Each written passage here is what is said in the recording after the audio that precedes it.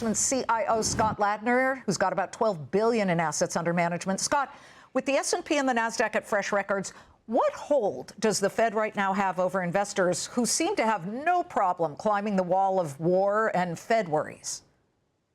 Yeah, I think that's a really good way to put it, Liz. Look, I think the Fed has almost nothing to do, frankly, with financial markets at this point. At least for right now. I've got a saying, a boring Fed is a good Fed, and I think right now we are stuck with a boring Fed, at least for the next few months. Boring Fed? I never thought I'd hear that. I mean, that's the thing. If he starts to act extremely hawkish, do you think maybe it doesn't exactly matter because Kevin Warsh, the president's nominee for the next Fed chair, looks like he's got a smoother path now that Tom Tillis, the Republican who had said he'd hold up the process until Jay Powell's situation was cleared as far as that DOJ investigation was concerned, he now is supporting Warsh. He's ready. Exactly right, and so it doesn't matter nearly as much for this meeting in particular, Liz.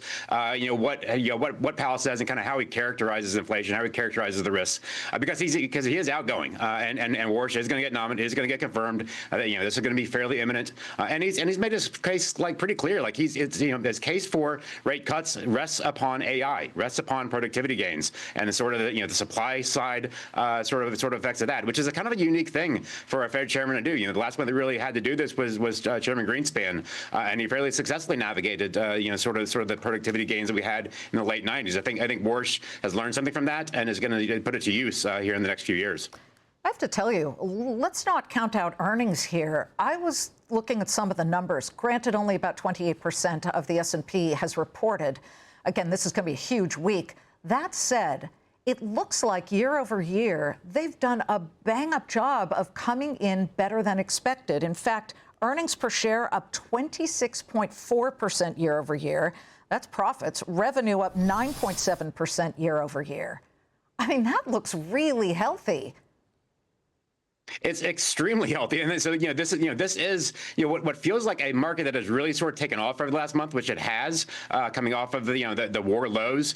It is supported by the fundamentals. I mean, we're having not only the gains you're talking about with respect to earnings, just growing double digits, but revenues importantly growing double digits as well. And when you have the combined effect of revenues growing like they are, and earnings growing even faster, what that's telling you is the secret sauce to the entire stock market is margins. We're getting margin expansion, and that margin expansion is due largely to some of the AI and productivity gains that we're just starting to get right now. But that is the rocket fuel for the market, really, for the next probably 2 or 3 years. It's going to be margin gains related to productivity, which is an outcropping from the AI revolution that we're undergoing right now. Are you hitching your wagon to that rocket, the AI picture? And if so, where? Because now it has a whole bunch of subsectors.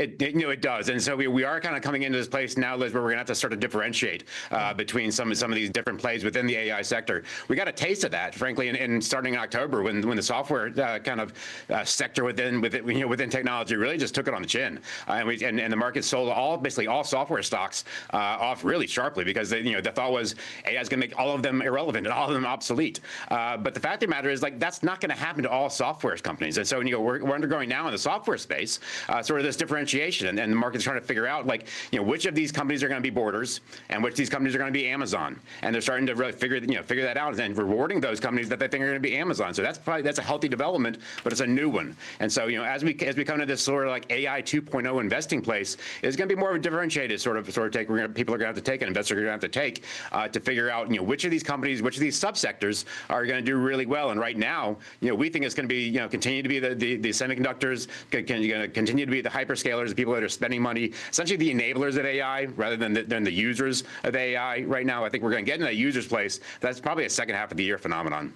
Enablers. All right, that's a new one. Thank you very much, Scott. Great to see you. Thanks, Liz. Bye.